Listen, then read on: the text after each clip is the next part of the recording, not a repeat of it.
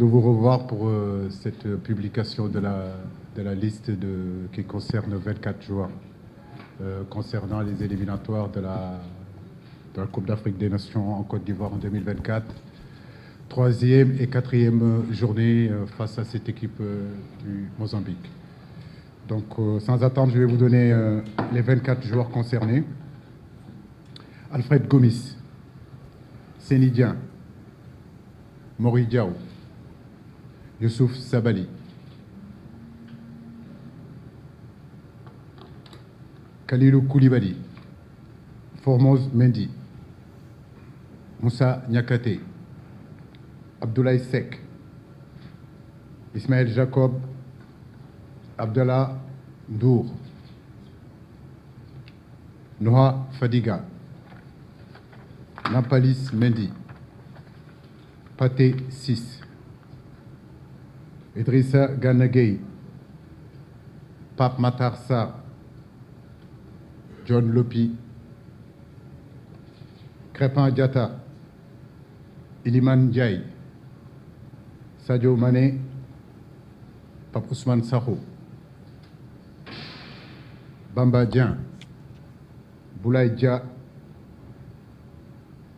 et Habib Diallo. Voilà les 24 joueurs qui sont concernés pour ces troisième et quatrième journées. Comme vous le savez, depuis la Coupe du Monde jusqu'à présent, il y a eu quand même pas mal de difficultés au niveau de nos joueurs. Noah Fadiga, j'ai oublié, voilà, ce qui fait 24 joueurs. Beaucoup de joueurs n'ont pas eu beaucoup de temps de jeu depuis pratiquement tout le mois de janvier. À partir du mois de février, il y a eu du mieux. Début mars, il y a eu du mieux. On a retrouvé un peu plus de temps de jeu. En réalité, ce sont des difficultés qui sont là depuis avant la Coupe du Monde. Et après Coupe du Monde, ça a été aussi le cas. Mais la satisfaction aujourd'hui, c'est que depuis quelque temps, on sent quand même partout que nos joueurs retrouvent un peu plus de temps de jeu et un peu plus de performance avec leur club. Et ça, c'est très intéressant pour ces deux matchs-là. Merci, coach. À présent, nous allons ouvrir une liste pour ceux qui souhaiteraient poser des questions. Allô, voilà, ça marche. Voilà, bonjour tout le monde. Merci, coach, pour la présentation de cette liste. Maintenant, moi, ma préoccupation va intéresser surtout Sadio Mané. Son retour, parce que depuis avant la Coupe du Monde, il était absent, donc son retour est attendu dans un moment où peut-être il y a une polémique sur les votes qui ont été par rapport au FIFA The Best. Comment je ne sais pas, qu'est-ce que vous pouvez nous dire par rapport au retour de Sadio Mané et tout ce qui a été dit ces derniers temps par rapport au vote de Aliou Cissé sur les FIFA The Best? Merci. Je crois qu'il y a plusieurs questions dans ta question, mais je vais essayer d'y répondre. D'abord, c'est l'absence, bien sûr, de certains joueurs que tu viens d'énumérer. Un garçon comme Edouard Mendy, qui a repris seulement la compétition il y a seulement une semaine, qui vient de rentrer avec le groupe collectif. Je crois que ce qui est prudent, c'est de le laisser vraiment avec son club. Les qualités d'Edouard, on les connaît. Sa qualité aujourd'hui et ce qu'il représente pour notre équipe, tout le monde le sait. Mais je pense que dans ces périodes-là où il a connu quand même une Coupe du Monde difficile, une reprise, une blessure, et petit à petit, il est en train de retrouver son niveau, c'est de le laisser avec son club pour que justement ces 10 jours-là, qu'il puisse bien travailler. Donc je l'ai eu au téléphone il y a 2-3 semaines, on en a déjà discuté. Bounassar, qui n'y est pas aussi. C'est vrai qu'il revient d'une longue période de blessure, mais j'ai préféré aussi le laisser avec le Bayern pour justement qu'il puisse trouver du temps de jeu. Les garçons comme Cheikhou Kouyaté n'ont repris la compétition seulement qu'il y a une semaine, donc il est trop tôt de les sélectionner. Des garçons comme Habib Diallo, comme vous le dites, qui passent des moments difficiles aujourd'hui en ce moment, qui ne s'entraînent pas, qui est blessé. Mais tous ces garçons-là, nous prions pour eux, pour que justement qu'ils retrouvent la compétitivité et qu'ils viennent nous rejoindre rapidement. Et je crois que je l'ai toujours dit, l'équipe du Sénégal, c'est une porte d'entrée, c'est une porte de sortie. Aujourd'hui, il y a un réservoir qui est énorme des footballeurs sénégalais où en réalité, s'il manque un joueur, on peut aller chercher d'autres joueurs pour pallier à leur absence.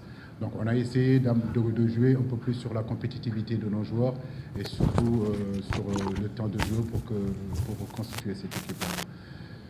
Le best, je crois que c'est la première question, c'est la question qui amène beaucoup de débats et de polémiques en réalité sur un trophée qui est un trophée individuel. Du moment où, dans ma tête, on part en se disant que la Coupe du Monde est la compétition la plus élevée, en tout cas pour moi, et je crois que je ne suis pas le seul à le penser. Moi, je pense qu'aujourd'hui, il n'y a pas une autre compétition au-dessus de cette compétition-là. Malheureusement, Sadio Mané n'a pas pu jouer ne serait-ce qu'une minute dans cette compétition. En réalité, mon choix a été fait et ma décision a été prise par rapport à cette compétition-là. En réalité, si Sadio Mané avait joué ne serait-ce qu'une minute de cette compétition-là, je pense que ce débat-là ne serait pas là et cette polémique-là ne s'installerait pas. Mais j'accepte d'être critiqué, voilà, j'accepte d'être critiqué, y compris dans mon objectivité. Voilà, mais je ne souhaite pas être dans des compromissions et prendre des positions qui sont à l'antipode de mon éducation et de mes valeurs et de mon intime conviction et mes principes de vérité et de justice et d'objectivité qui ont toujours guidé en réalité ma conduite. Sadio Mané est un top player, c'est notre leader technique, c'est le leader technique de l'équipe nationale du Sénégal. Il fait partie des meilleurs joueurs du monde, sans doute le meilleur joueur sénégalais de tous les temps, de toutes les générations confondues. Et vous ne m'entendrez jamais dire le contraire de ça. Jamais. Je suis avec Sadio Mané depuis 2011 et je pense que dans cette salle, beaucoup ici ne le connaissaient pas. Depuis 2011, pas hier. 2011, c'est long. Donc au fur et à mesure du temps, j'ai noué une relation humaine positive qui dépasse toutes les clichés et qui se fonde en réalité sur la sincérité et la loyauté. Ce qui m'importe aujourd'hui, c'est la santé de Sadio Mané. C'est quelqu'un qui est resté quand même pratiquement 3 mois sans jouer. Sa santé m'intéresse. Ce qui m'intéresse aujourd'hui, c'est les performances de Sadio Mané, que ce soit avec le Bayern, que ce soit avec notre équipe nationale. Ce qui m'importe aujourd'hui, c'est la progression régulière, semaine par semaine, week-end par week-end, d'un garçon qui est resté quand même assez longtemps pour que justement, dans un avenir proche, devenir le meilleur joueur du monde. Et je sais qu'il en est capable. Mon soutien et ma considération pour Sadio Mané et pour les autres joueurs restent intacts.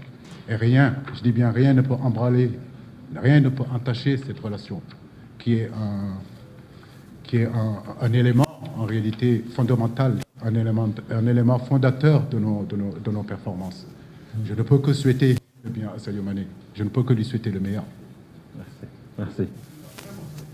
Est-ce que vous repartez sur un nouveau cycle au vu de certains joueurs que l'on voit, Habib Diallo qui revient, Pape Ousmane Sakho, qui a toujours été demandé dans cette sélection-là et qui vient à un moment que vous avez décidé. L'autre interrogation, c'est la présence de Dion Lopy, un des piliers de Demba Mbaye, qui a une double confrontation très importante face au Mali dans la même période. Est-ce que vous prenez ça en compte, en fait, le retour peut-être potentiellement du Sénégal aux Jeux Olympiques en prenant un joueur vraiment qui est, on va dire, un pilier de la sélection U23? Merci.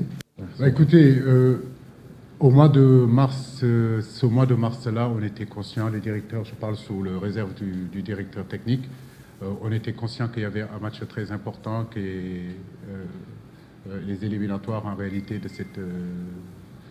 ces Jeux Olympiques. La dernière fois que le Sénégal s'est qualifié aux Jeux Olympiques, c'est en 2012, et j'y étais avec feu Karim Sékou Diouf. Et je crois que le directeur technique ne me démentirà pas. Ce match-là, cette double confrontation est très important. Et on a essayé de travailler en toute collaboration avec Demba pour essayer de constituer la meilleure équipe des Olympiques pour pouvoir défendre les couleurs du Sénégal. Dion Lopy est là, c'est un garçon que le peuple sénégalais réclamait, que vous-même, que vous réclamez aujourd'hui, pour qu'il soit sélectionné avec l'équipe A du Sénégal, n'est-ce pas? Donc aujourd'hui, il l'est, mais je veux dire, derrière, il y a d'autres garçons aussi, comme Lamine Camara, qui sont de très très bons joueurs. Les deux Lamine Camara qui pouvaient être aussi là avec l'équipe A. mais on a décidé de les laisser à la disposition de Demba. Donc pour moi, il y a une équipe quand même assez compétitive avec l'équipe olympique, parce que ça fait partie des objectifs aussi qui ont été assignés par la Fédération sénégalaise de football. Mais John, ce qu'il fait depuis 1 an, depuis 2 ans, c'est quand même intéressant. Je voulais le voir avec nous et ne pas oublier que l'équipe nationale A du Sénégal, quand même, c'est ce que tous les joueurs veulent jouer. On peut être champion olympique et ne pas être champion d'Afrique. On peut être champion des U20 et ne pas être footballeur professionnel plus tard. Donc en réalité, tous les garçons aujourd'hui qui sont dans les petites catégories, que ce soit U17, que ce soit U20, que ce soit l'équipe locale, que ce soit l'équipe olympique, leur souhait en réalité c'est de jouer avec l'équipe A du Sénégal qui est vraiment de très très haut niveau. Donc féliciter John en réalité pour le travail qu'il a pu accomplir et surtout toucher son rêve qui est d'être qualifié avec l'équipe, d'être sélectionné avec l'équipe A du Sénégal. Okay. Allez-y, Mariam. Bonjour coach. Je pense que vous avez déjà répondu à ma première question. Alors je vais revenir, s'il vous plaît, sur le programme du regroupement et sur le match contre le Mozambique. Ma deuxième question, par rapport à Malik Thiaw, qui est un défenseur qui joue au Milan. Est-ce que vous avez eu des contacts avec lui? Merci. Véritablement, nous sommes en train d'y travailler. Maintenant, si je vous dis que est-ce que j'ai eu des contacts directs avec lui, je mentirai. Aujourd'hui, je le dis, je le répète, l'équipe nationale n'est fermée à aucun joueur. Les qualités de ce garçon, on les connaît.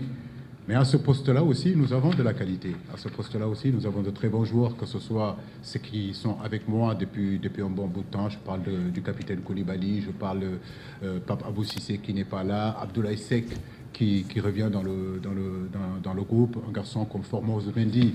Tout à l'heure, il y a un journaliste qui m'a posé la question sur le fait que John Lepi soit un des piliers de cette équipe U23, mais j'ai envie de dire que le capitaine de ces U23-là, c'est quand même Formose Mendy aujourd'hui qui est avec nous. Je dis oui, à ce poste-là, Ndiaye qui est avec les U20, qui était avec les U20, qui était avec l'équipe locale. À ce poste-là, on a quand même du bon pédigré. J'ai toujours dit que ce que nous avons ici, nous voulons le garder, nous voulons rester avec. Maintenant, si on trouve beaucoup plus fort ailleurs et qui est disposé, qui a envie de venir jouer avec l'équipe nationale du Sénégal, il n'y a pas de souci. Mais c'est un piste qu'on est en train de travailler. Ça ne se décrète pas. Il faut laisser le temps un petit peu au temps, comme je l'ai toujours fait, pour pouvoir justement demander à ces garçons-là de venir jouer pour nous. Voilà, mais pour l'instant, en réalité, ce n'est pas une priorité parce que j'estime qu'on a quand même assez de qualité à ce niveau-là, ici dans ce pays-là, qui ont été formés par nos centres de formation, qui sortent de nos clubs. Donc pour moi, je priorise ça. Okay. Le programme, oui, on sera ensemble à partir du vendredi. Le stage commencera à partir de l'après-midi, premier entraînement à 15h.